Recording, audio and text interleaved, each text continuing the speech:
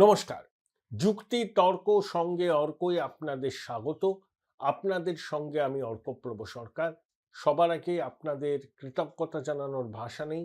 আপনারা যেভাবে আমার অনুষ্ঠানকে সমর্থন করছেন, আমার এই উদ্যোগকে সহায়তা করছেন, আমি অভিভূত এবং কৃতজ্ঞ। আগামী দিনেও আশা করব আপনারা এভাবে আমাকে সহযোগিতা করবেন।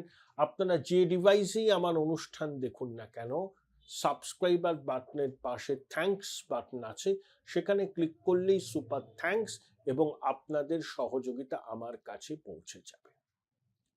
নির্বাচনের আবহে যুযুধান রাজনৈতিক পক্ষ দাবি আর পাল্টা দাবি করছে। তৃণমূল বলছে 250টা আসন পাবে, যদিও খোকাবাবু 2রা জানুয়ারি বারুইপুরের সভা থেকে বলেছেন আগের বার 214টা পেয়েছিলাম, এবার অন্তত একটা বেশি পাবো। মানে আর 215-র কথা, এই 250-এর কথা বলছেন না, রাতারাতি 214 থেকে একটা বেশি পাবো বলছেন। মানে তৃণমূলের ইন্টারনাল অ্যাসেসমেন্টেই 35টা আসন কমে গেছে নির্বাচনে শুরু হওয়ার 3 মাস আগে।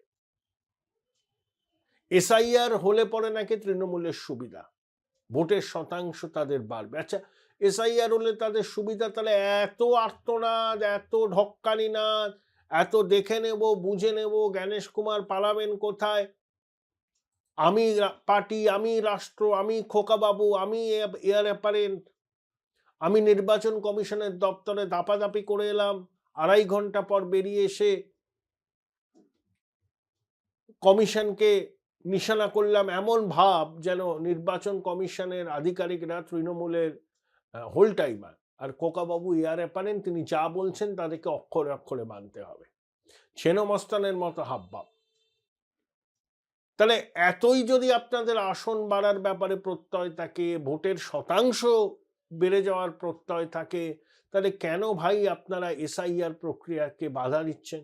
এসআইআর প্রক্রিয়া হলে তো ভোটার তালিকা ত্রুটিমুক্ত হবে, মৃত ভোটার, পার্মানেন্টলি স্থানান্তরিত ভোটার, অনুপ্রবেশকারীদের নাম বাদ যাবে।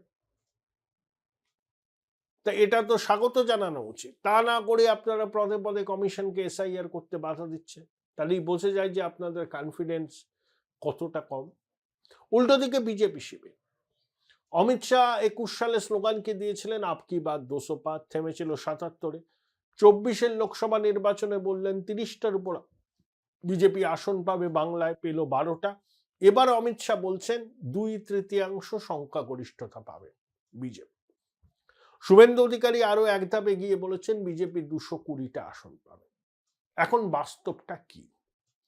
লোকসভা নির্বাচনকে যদি মাপকাঠি ধরেন, বিজেপি এগিয়ে আছে 97টা আসনে বিধানসভায়, আর ভোট পেয়েছে 39%।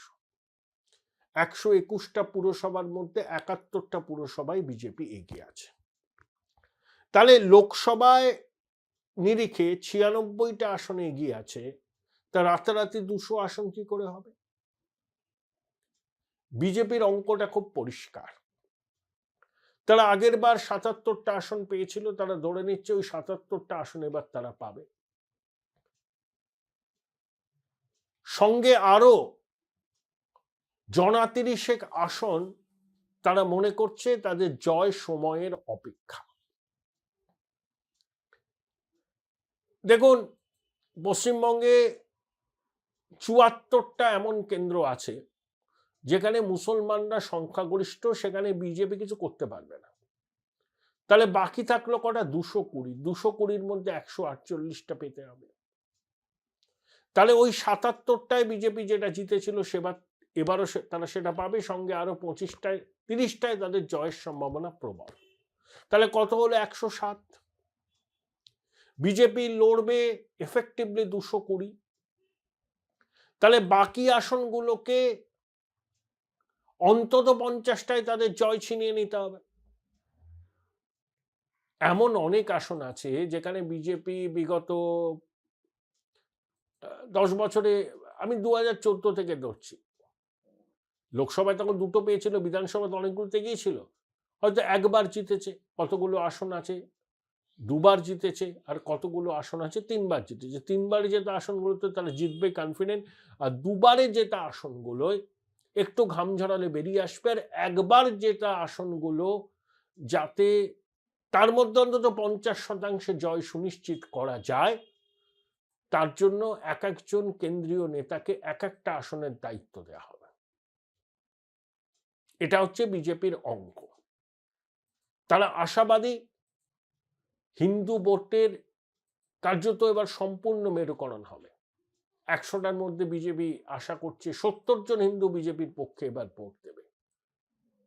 তার প্রেক্ষাপট কি সেটা তারা বলছে, বাংলাদেশের হিন্দু নির্যাতন, এখানকার শামসেরগঞ্জ, মোথাবাড়ি, পেহেলগাম, অপারেশন সিন্দুর, হিন্দু ভোট একটা হবে, এবং দিল্লি বিস্ফোরণের অভিঘাত। কিন্তু মুসলমান ভোটকে 100টার মধ্যে 91টা তৃণমূল পাবে, যেটা 21-এ পেয়েছিল। বিজেপি বলছে পাবে না। হুমায়ুনের বাবরি মসজিদের আবেগ তৃণমূলের ক্ষতি করবে, অন্তত মুর্শিদাবাদে করবে, অন্তত। এবং মুসলমানরা একটা জিনিস বুঝেছে, তাদেরকে বিজেপির জুজু দেখিয়ে, সিএএ এনআরসির জুজু দেখিয়ে তাদের ভোটটা নেওয়া হচ্ছে, কিন্তু তাদের প্রতিনিধিত্ব কোথায়? মন্ত্রিসভায় সিদ্দিকুল্লাহ চৌধুরী, আকরুজ্জামান, ফিরাদ হাকিমকে মুসলমানরা তাদের প্রতিনিধি বলে মনে করেন না। তারা ফিরাদকে মনে করেন তিনি দিদির ভাই, কালীঘাট চত্বরে থাকেন বলে ফিরাদের কিছুটা গুরুত্ব আছে। বাকি মন্ত্রী কোথায়? সিদ্দিকুল্লাহ চৌধুরীর বাজেট দপ্তরের 8 কোটি টাকা, আকরুজ্জামানের কাছে কোনো ফাইল যায়? 100টার মধ্যে 91টা মুসলমান ভোট নিলেন, আর মন্ত্রিসভায় তাদের গুরুত্ব নেই। তাই বিজেপি ভাবছে যে মুসলমানদের মধ্যেও মোহভঙ্গ হয়েছে। বিজেপি বিরোধিতার প্রশ্নে তারা অনেক জায়গায় বাম, কংগ্রেস, আইএসএফ কে ভোট দেবে। আর মুর্শিদাবাদে হুমায়ুন, সে নিজে হয়তো একটা কেন্দ্রে জিতবে, কিন্তু তৃণমূলের জয়যাত্রা অন্তত 15টা কেন্দ্রে ভঙ্গ করবে। এই ক্যালকুলেশন বিজেপি করছে।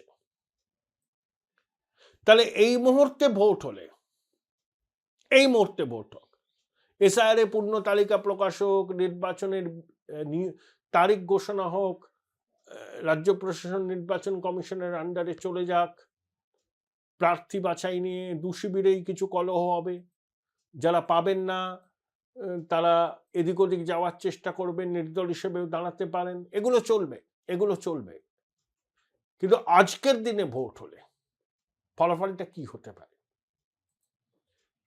বিজেপি 115টার আশেপাশে, তৃণমূল ওই ধরুন 170, আর বাকি আদার্স। তাহলে 170 আর 115 কত হয়? 285, আদার্স নয়। তাহলে 77 থেকে 115 ও 214 থেকে 170। বিজেপি নেতাদের এটাই এখন ক্যালকুলেশন। 115টা আসনে এই মুহূর্তে ভোট হলে তাদের জয়ের সম্ভাবনা প্রবল।